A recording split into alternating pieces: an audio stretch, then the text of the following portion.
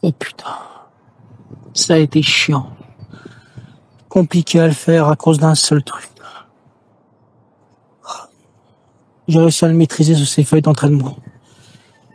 Heureusement, je vais expliquer ça dans cette vidéo podcast. Bienvenue dans ce nouvel épisode de vidéo podcast sur le visage.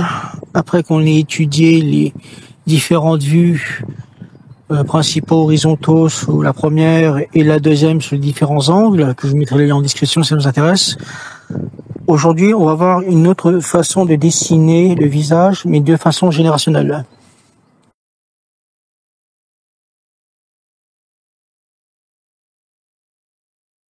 J'ai oublié de me présenter, pardonnez mon impolitesse. Bonsoir à tous, c'est John Quillot. Aujourd'hui, on va étudier le visage d'un homme tout au long de sa vie. Sur 6 visages, ce que je vais présenter, il y aura ceux des 3 mineurs et des 3 majeurs. Vous avez compris, c'est ceux de la partie de son enfance et sa partie adulte. Sachez que la vidéo sera moins de 10 minutes. J'ai eu des critiques comme quoi mes vidéos étaient longues et chiantes. C'est comme ça, c'est ma vision des choses. Je ne suis pas là pour plaire à tout le monde. Ceux qui m'aiment et qui m'apprécient peuvent le regarder. Ceux qui ne m'aiment pas, il fallait se faire enculer.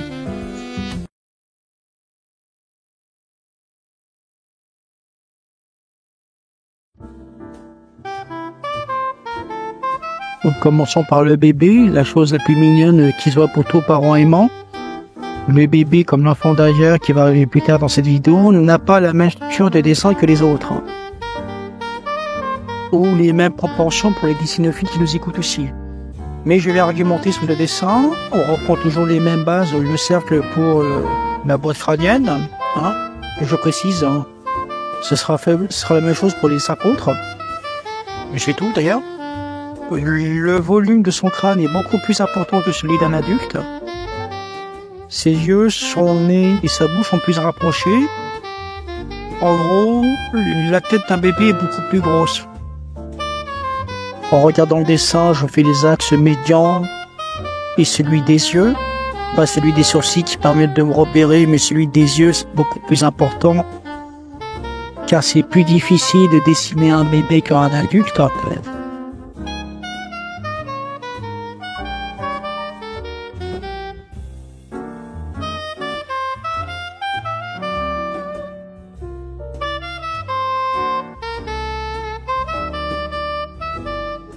Deuxième visage, l'enfant, tout beau, tout chétif qu'il est. On va prendre un enfant de 10 ans comme exemple. Si vous observez bien le dessin que je fais, ses yeux prennent de la hauteur et s'écartent en même temps.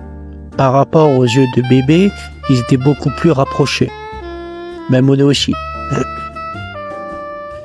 Son visage s'allonge.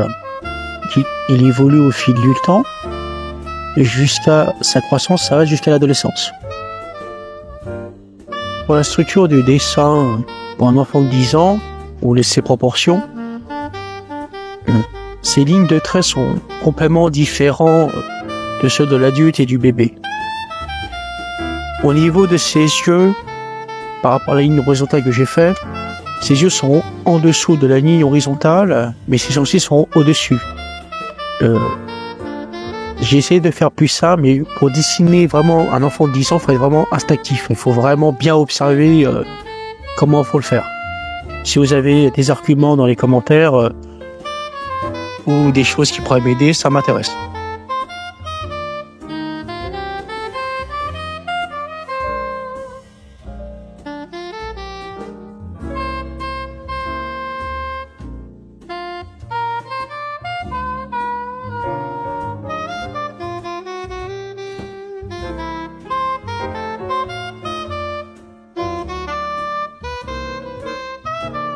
Troisième visage, l'adolescent.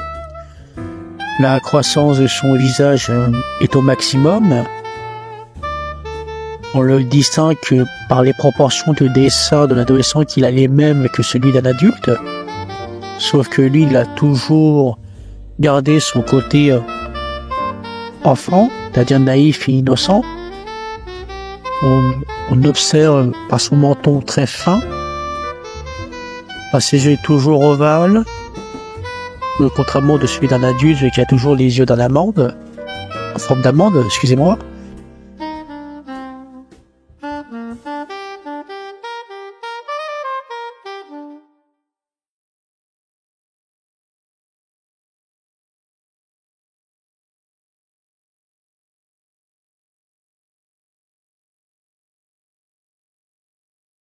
Deuxième partie de cette vidéo, les visages majeurs. Pas besoin de définir, comme vous l'avez très bien compris, ce sont des visages adultes qui ont la même structure du visage, mais qui vieillissent avec le temps.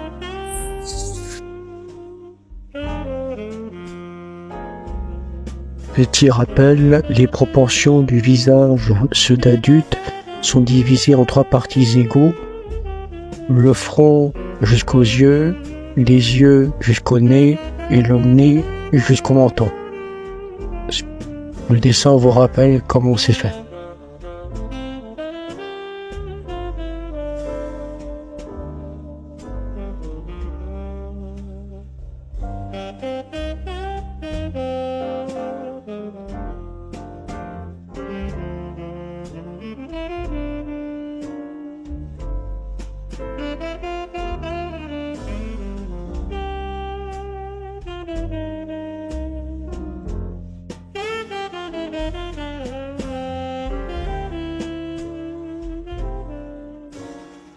Premier visage de cette deuxième partie, c'est un jeune homme de 30 ans, cadre dynamique, assez beau gosse d'ailleurs.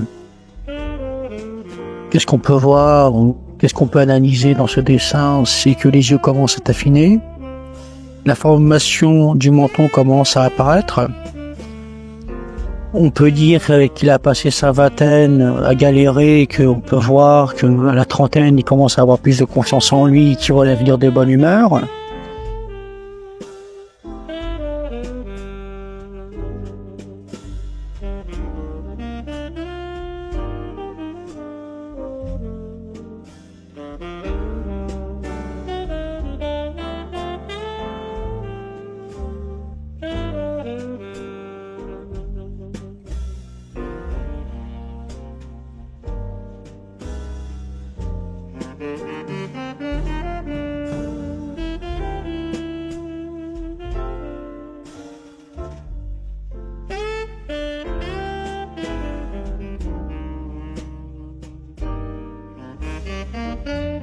Deuxième visage, celui de la cinquantaine. Il a l'apparition des rides, ses cheveux deviennent gris, d'où l'expression poivre et sel. On voit l'expérience sur son visage. On voit qu'il a pris de la maturité, qu'il est une personne assez sage avec le temps. Qu'est-ce qu'on peut dire sur ce visage? On voit que son menton est élargi, que sa bouche est plus affinée, que la forme de ses yeux devient différente que celle qu'il avait il y a 20 ans auparavant.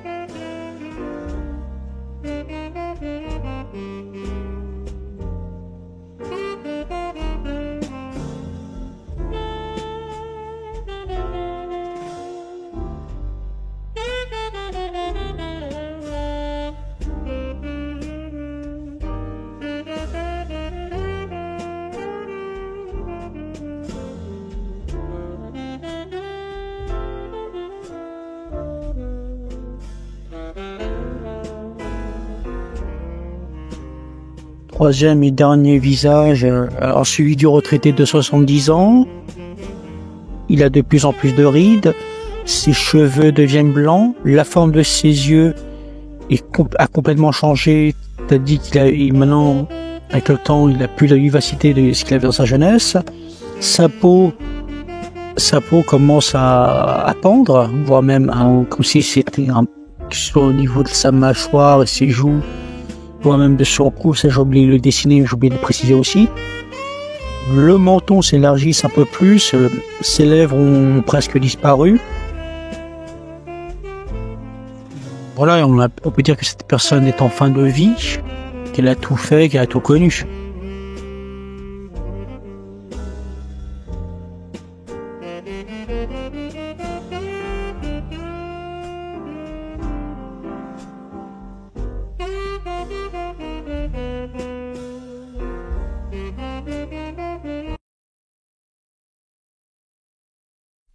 conclusion de cette vidéo podcast sur les visages mineurs et majeurs, on en conclut que les visages mineurs, au niveau de leur évolution, n'ont pas la même structure de dessin, ils sont complètement différents. Ça, c'est un fait. C'est-à-dire que le visage s'allonge au fil du temps et que les yeux et le nez s'écarquillent pour trouver leur place initiale jusqu'à l'adolescence. On pourrait appeler ça une évolution du visage de l'extérieur. Quand je dis que c'est une évolution du visage de l'extérieur, je précise une chose, c'est le trait horizontal des yeux de l'adolescent est le même que le trait horizontal des sourcils du bébé. C'est comme ça qu'on voit une évolution du visage de l'extérieur.